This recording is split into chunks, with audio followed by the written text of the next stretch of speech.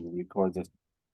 All right. Once the Baal Shem Tov told one of his pupils that he would like the pupil to accompany him to, I think it was the city of Leipzig, Leipzig anyway, a city in Germany. The pupil was very, very happy because his father happened to live in the city.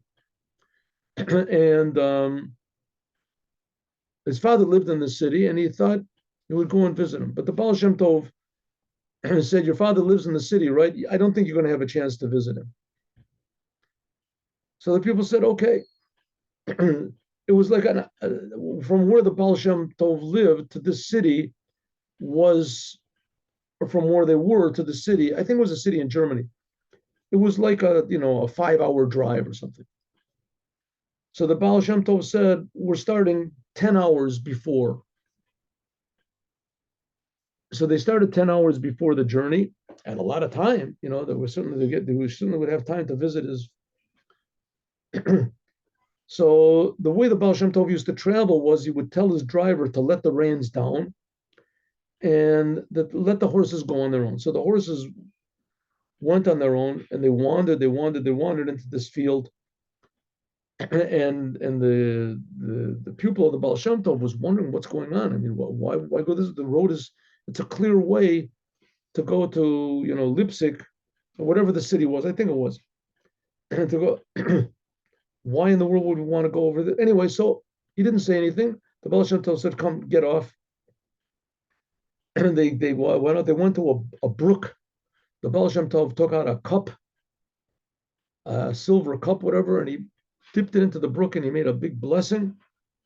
And it was even sort of awesome how he made this blessing, thanking God for for everything. He made a blessing over the water, drank the water, made an after blessing, and they continued. They continued on, and it seems that they were wandering around. They were going very slow. And they noticed this little house. And the pupil thought, we've been wandering around, bumbling around for so long that, we're not going to make it. We're not going to make to Leipzig in time. It's another like 4 hours or something like that. And Shabbat is going to come in another like 15 minutes. So the Baal Shem Tov said, don't worry about it. All of a sudden, they saw this little house on the side of the road, and there was a mezuzah on the door. So the Baal Shem Tov said, so the pupil thought, wow, this is great. At least we'll have a house. We won't have to be Shabbos in the middle of the road. There's thieves, there's wild animals. So the Baal Shem Tov said, wait here. He went into the house for 5 minutes. Well, as soon as he went to the house, the owner's wife of the house, an old lady, she was so happy to see him. He called her husband, and he saw the Baal Shem Tov shook hands. He hugged the man that came out, and they went into the side room, and they came out, and the Baal Shem Tov told the driver to start driving. So the pupil said, but I mean, it's going to be Shabbos, just we have another maybe 10 minutes until Shabbos. The Baal Shem Tov said, don't worry about it. We're already here. He looked out, and there they were. So he said, well, my father's house is right over there. The Baal Shem Tov said, no, drive straight. The pupil said, listen, I know the city. Straight is a very bad place. That's where all the college students are, and they're big anti-Semites. The Baal Shem Tov said, don't worry about it. He parked the carriage in front of the house. The Baal Shem Tov got out, knocked on this door. They heard all these bolts opening up. And a man said, come in, come. What are you doing? How can you come in? So he came in, closed the door. The Baal Shem Tov told his wagon driver to drive on, to come back Motzi Shabbat after Shabbat is finished. And the man said, what, how did you, who are you? You came here so late. What are you doing here? So he said, I came here to pray, to be with you for Shabbat. This man had 7 sons. And with the Baal Shem Tov and this other person, it made a minyan, 10 people. And so they started praying. The Baal Shem Tov said, I would like to pray the prayers from the. He prayed, it was beautiful. The Baal Shem Tov just prayed from the essence of his heart, prayed beautiful. As soon as they started, they heard this noise from outside. And the Baal Shem Tov just kept praying, finished his prayers, The noise was even greater and greater. Bottles smashing and bricks and people trying to get into the door. And the owner of the place said, they must have seen that you came here. And he said, those are the college students. They're big anti-Semites. He said, me, they don't make any trouble for me because I'm the cobbler here. I'm the shoemaker. And they bring the shoes to me and I fix their shoes. So they leave me alone because I do a really good job. So they leave me alone with my sons. They don't want me to leave the place. But they saw you come, a new visitor, and it must have aroused their ire and their throwing.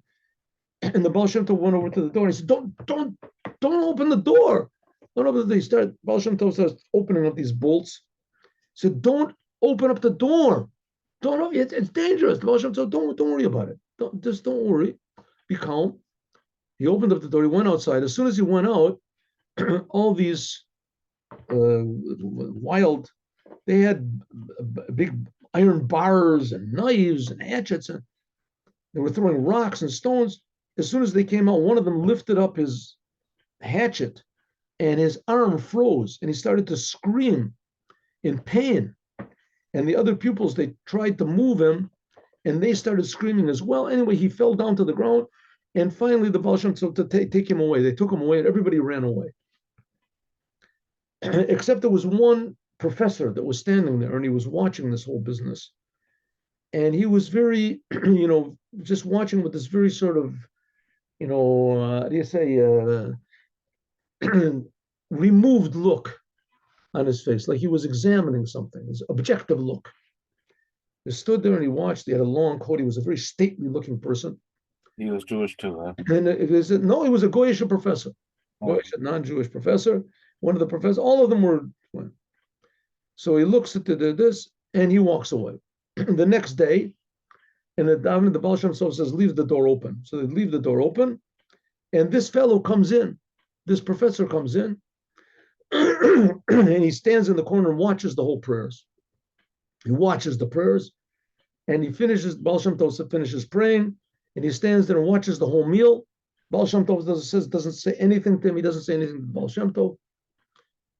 And that's how it is that that meal, he comes back for the afternoon, for the Baal Shem Tov speaking right before Shabbos, after Mincha. He gave a little speech and then he left, and that was it. The Baal Shem Tov said, now let's go back in the carriage and let's go back home. So he went back home. So the pupil said, the Baal Shem Tov said, I told you that there wasn't going to be time to see your parents. So the pupil said, what, can you explain anything what happened? And the Baal Shem Tov said, what's your question? He said, well, first of all, what was that brook? That we stopped in that brook and we made a blessing. What was that? We had water in the carriage. So the Baal Shem Tov said, I saw that no one had ever made a blessing on that water in that brook. No one had ever, we just finished learning, right, in Yom Yom about the sparks. No one had ever made a blessing. And that's why I went to that brook to make a blessing, to elevate the sparks of holiness that are in that brook. I said, okay, good. What about that old man and the woman in the house? He said, that old man is the Mashiach. And I went and asked him when he was going to come, if he was ready to come. And we spoke for a while and he told me a few things and we left. He said, and what about that house that we visited? He said, the only reason that we wanted to visit that house, you'll find out. You'll find out. That pupil eventually got married and he got a job as a rabbi in some city. And he once had to go and consult with another rabbi in another city. And he went to the rabbi in another city and he recognized him. And he said, who are you? Who are you recognized? He said, I was the man that went into that house. And according to the two versions I heard, one is that he wasn't a Jew. He wasn't a Jew. Or he was Begayer. And he converted. What he saw, but it says that a convert really is a Jew, but it's just covered up by a non-Jewish body. And so he has to go through the process of conversion in order to make his body a proper vessel for this. Or the other version was that he really was a Jew, but he had left his Judaism. In any case, that was the professor. And the whole reason that the Baal Shem Tov did the whole entire business was in order to bring this professor to Judaism. So that was an example of what we just learned in Hayom Yom, that the big tzaddikim know where they have to go in order to elevate these sparks of holiness. Of course, the big question which we can ask is, we've been elevating these sparks of holiness from the time the Jews were in Egypt. It says that when the Jews were in Egypt, that it says that there's 288 sparks, rapach netzutzes, 288 sparks, which God put into the world, which broke into sub-sparks and sub-sparks. The Jews, when they were in Egypt, so they left, it says Erev Rav. Rav is the numerical value of 202. So they took out 202 of the sparks. So 202, if you remove 202 from 288, so you get 86. 86 is the numerical value of nature, hateva, of nature. 87. So you have numerical value of nature. You can add on one for the word itself. So the job of the Jews since going out of Egypt is to elevate nature. That's what the Baal Shem Tov, that was the story that I just told you, to elevate nature and our nature as well. So we've been doing this for how long? When we left Egypt was 3,300 and what is it, 47 years ago, something 47 years ago.